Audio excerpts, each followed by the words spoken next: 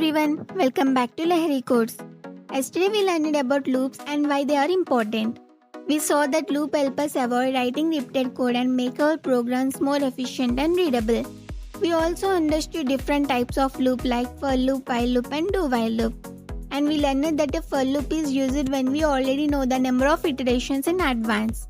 Today we are going to focus on the while loop, which is mainly used when we do not know how many times the loop should run, and execution depends on a given condition. A while loop is a control flow statement that allows a block of code to execute repeatedly as long as given condition is true. It is called an entry control loop because the condition is checked before executing the loop body. If the condition is false at the beginning, the loop will not execute even once.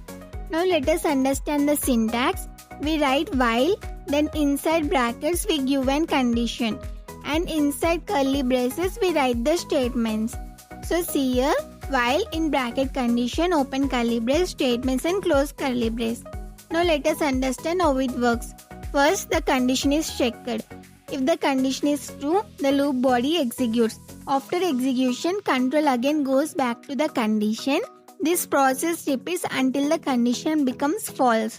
Once the condition becomes false, the loop terminates. Now I will explain with a simple example.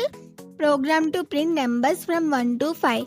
Int I equals to 1 semicolon.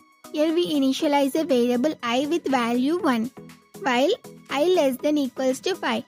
In this I less than equals to 5 is a condition we put in brackets.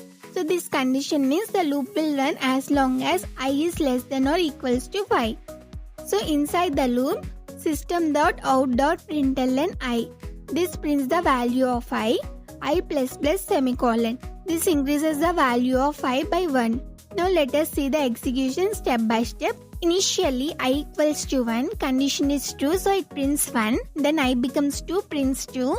Then I becomes 3, prints 3. Then I becomes 4, prints 4.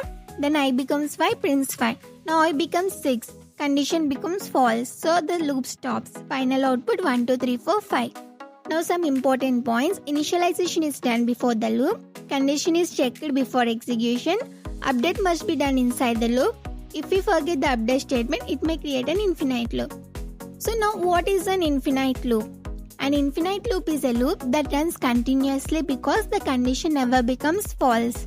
For example, while in bracket true, open curly brace, system.out.println infinite loop, close the curly brace. This will keep printing forever. Also, if we write I equals to 1 semicolon while I less than equals to 5, it's a condition, open curly brace, system.out.println I and close the curly brace. Here we forget I plus plus. So the value of I never changes and it prints 1 again and again. Now let us see some important programs. First, printing even numbers from 1 to 10. So here even numbers increases by 2 each time. So see the steps. Start with I equals to 2, print I, increase I by 2, repeat until I less than equals to 10. So the output is 2, 4, 6, 8, 10. Next, sum of first 5 numbers. Keep adding numbers one by one to a variable called sum. So here we take I equals to 1 and sum equals to 0 and keep adding values. So add I to sum. Increase I by 1. Repeat until I less than equals to 5. So step values 1, 3, 6, 10, 15. Output sum equals 15. So next, reversing a number. Take a last digit and build reverse number. So see here steps. Take last digit using modulus. Add it to reverse. Removing last digit from number and repeat until number becomes 0. So what it comes? Step values 4, 4, 3, 4, 3, 2, 4, 3, 2, 1. So the output is reverse equals 4, 3, 2, 1. So here what we did, if the number is 1, 2, 3, 4, we take the last digit using modulus and build the reverse. So the final output is reverse equals 4, 3, 2, 1. Next, palindrome number. See here, check if number is same when reversed. Reverse the number, compare with original number. If both are equal, palindrome. So output palindrome. Next, factorial of a number. Factorial of a number, multiply numbers from given number down to 1.